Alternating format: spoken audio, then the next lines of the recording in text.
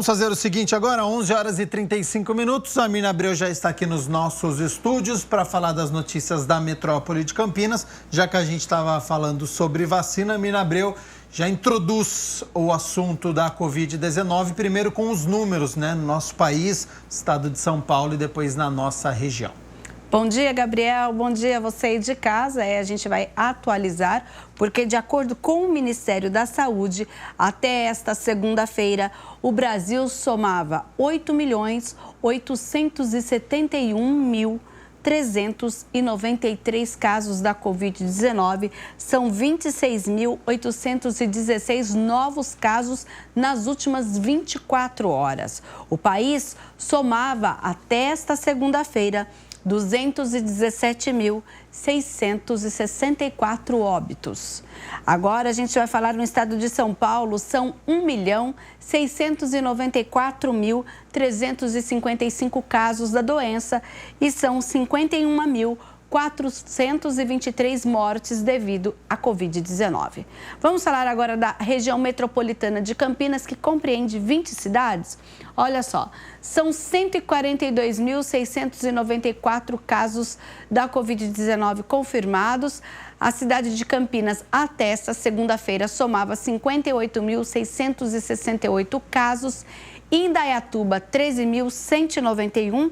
Agora eu vou fazer um adendo a Campinas. Olha, de acordo com o último número que nós tivemos na sexta-feira, que nós tínhamos 57.870, nós tivemos 798 casos a mais aqui na cidade, no sábado e domingo, somados até esse período do horário do almoço de segunda-feira. Os números foram fechados mais ou menos neste horário. Americana, 9.883 casos. Sumaré, 9.500. Santa Bárbara do Oeste, 9.247. Hortolândia, 7.259. Paulínia, 5.795. Valinhos, 5.584. Itatiba aparece com menos de 5.000 casos, 4.500, e na sequência aparecem Vinhedo, depois Cosmópolis, Jaguariúna, Nova Odessa, Montemor, Arthur Nogueira, Pedreira, Santo Antônio de Posse, Engenheiro Coelho, e as únicas cidades que têm menos de 1.000 casos da doença são Olambra, com 698, e Morungaba, 349 casos da Covid-19. Agora nós vamos falar das mortes confirmadas em nossa região. 3.688 óbitos devido à Covid-19. Campinas, até esta segunda-feira, tinha 1.602 óbitos, 7 a mais que o boletim que foi na última sexta-feira, que eram 1.595.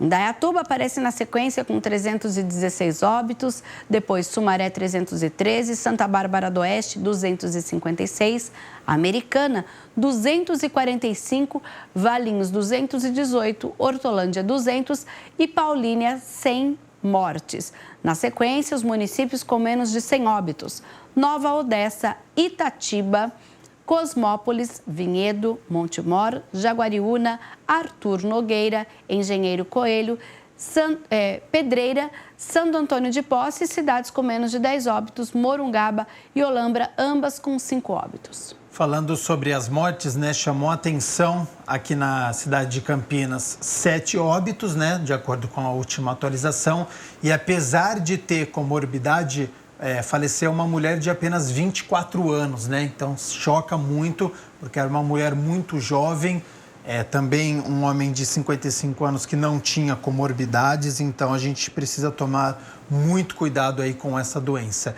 Mina Abreu, em relação aos leitos, ocupação, a gente segue acima dos 80%?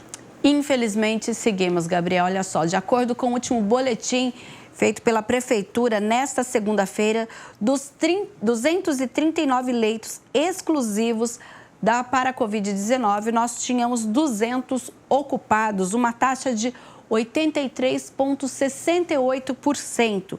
No SUS municipal, com 90 leitos, 84 ocupados, o que equivale a 93,3% livres.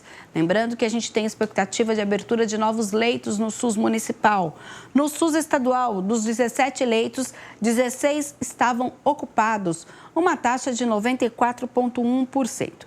E na rede particular, dos 132 leitos, 100 estavam ocupados, o que equivale a 75,75%. Lembrando que a taxa de ocupação, Gabriel, é um importante termômetro para as autoridades sanitárias para que a gente fique em determinada fase.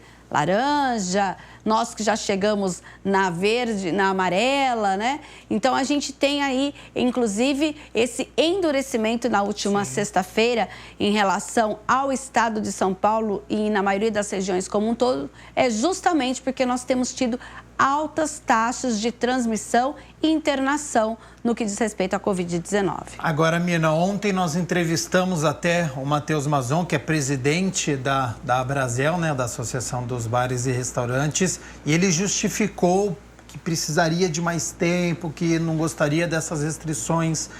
Houve alguma reunião dos representantes com a prefeitura? Temos algumas mudanças em relação ao horário do bar, por exemplo?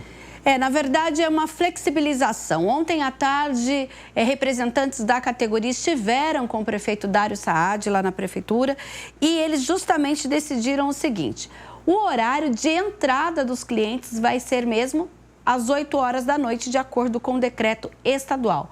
No entanto, os bares poderão ficar abertos até às 9 horas, porque, por exemplo, às vezes, de acordo com a categoria, isso a gente já teve lá atrás, as pessoas estão se servindo, estão se alimentando, deu 8 horas, não dá para simplesmente o bar ou o restaurante chegar e falar, olha, vocês têm que ir embora. Entrou 7h30 da noite no restaurante, até às 8 você não terminou a sua refeição. Entendeu? Então, é essa flexibilidade para que as pessoas possam, pelo menos, neste período, conseguir terminar esse atendimento até às 21 horas. Então, é justamente com o objetivo para que os clientes terminem suas refeições dentro do interior do estabelecimento. O prefeito informou durante esse encontro que nós teremos aí mais 15 leitos de terapia intensiva. E hoje foi publicado no Diário Oficial do município o decreto oficializando o horário de todos os estabelecimentos de acordo com essa nova fase. Fase laranja até às 20 horas e depois desse horário, fase vermelha. E ficou assim, olha, shopping centers do meio-dia às 8 da noite podem abrir nesse período. Comércios e serviços, inclusive galerias e outros estabelecimentos, das 9 da manhã às 5 da tarde. Nós teremos também bares apenas nos serviços de entrega e retirada, proibido o atendimento presencial e consumo no local. Então, quando eu falei anteriormente, apenas corrigindo dessa 1 hora a mais, é para os restaurantes, tá? Não vale para os bares. Restaurantes similares com atendimento presencial e consumo no local, exclusivamente para as pessoas sentadas, ficando garantido o direito do término da refeição e podendo abrir das 8 horas da manhã, com um tempo de 8 horas diária, entre 6 e 8 da noite. Então, nesse período, esses estabelecimentos podem inclusive escolher o horário de funcionamento entre 6 da manhã e 8 da noite. Então, lembrando que todos esses estabelecimentos devem ter até 40% da sua capacidade máxima aí preenchida. Então, aí eles têm que fazer essa conta, tanto nas academias, salões, porque no final de semana a gente tem a fase vermelha. E aí não pode abrir de jeito nenhum, apenas o que é essencial. Sim. Vamos falar um pouquinho sobre educação, porque a Unicamp decidiu por não realizar as atividades presenciais. Ontem mesmo a universidade emitiu uma resolução e suspendeu as atividades presenciais nos campi da universidade, Campinas, Limeira. E a resolução assinada pelo reitor Marcelo Nobel traz aí uma série de medidas e a gente traz aí a fala do reitor. A gente, na reitoria da Unicamp, decidimos retroceder no nosso plano de retomada parcial e gradual das atividades, considerando o cenário preocupante que temos na pandemia no nosso estado, na nossa cidade, no nosso país, nas cidades onde temos campi da Unicamp. Então, neste momento, voltamos à fase 0 do plano, que seria a fase onde somente as atividades essenciais continuam presencialmente. Todas as demais atividades da universidade, que não são consideradas essenciais, estão com trabalho remoto, sendo feito de casa. Isso, então, é uma situação que tem a ver com a evolução da pandemia e conforme estava previsto desde o início no próprio plano de retomada, que se a gente tivesse qualquer novidade, qualquer piora no cenário, a gente retrocederia para cuidar da saúde e o bom andamento das atividades na universidade, levando em consideração a situação do estado de São Paulo e do país. Olha, a gente não sabe se, inclusive, essa resolução vai afetar as provas da segunda fase da Unicamp, que estão inicialmente marcadas para o dia 8 de fevereiro. Inclusive, nessa resolução, eles elencam quais são os serviços essenciais da universidade. Atividades assistenciais da saúde e hospitalares, administrativas na área da saúde, serviço de limpeza nas áreas hospitalares e demais áreas com funcionamento presencial, o serviço de vigilância, de alimentação, administrativos que são necessários para o funcionamento da universidade, serviços de suporte de tecnologia e ainda atividades que requerem cuidados pessoais, como biotérios, estufas e equipamentos de grande porte que não podem ser desligados. Essas são as atividades que valem para os campi de Campinas, Limeira e Piracicaba.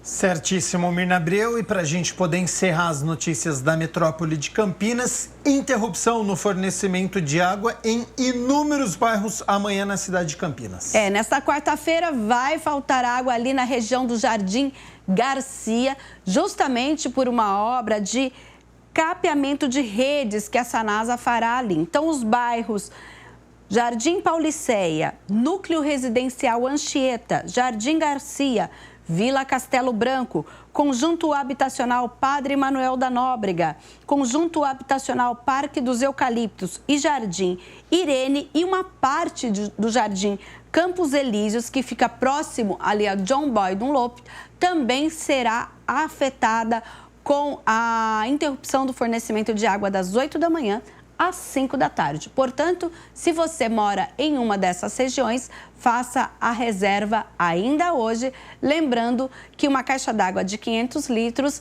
ela abastece até 4 pessoas durante 24 horas. Faça a reserva só o que vai utilizar amanhã, né? Não precisa para toda a semana, porque... até porque a gente tem tido muita chuva, mas os especialistas dizem elas não são suficientes para o abastecimento. A gente teve semana passada uma abrupta, digamos assim, queda na capacidade do Cantareira. Então, todo mundo em atenção em função dessa economia de água que é de responsabilidade de cada um de nós. Exatamente, e necessária. Mina, muito obrigado pelas notícias da Metrópole. Volto daqui a pouco com as notícias do Legislativo? Volto sim, inclusive tem impactos dessa fase laranja também nos trabalhos da Câmara de Campinas. Já, então, todas as informações com a Mina Abreu aqui do Legislativo.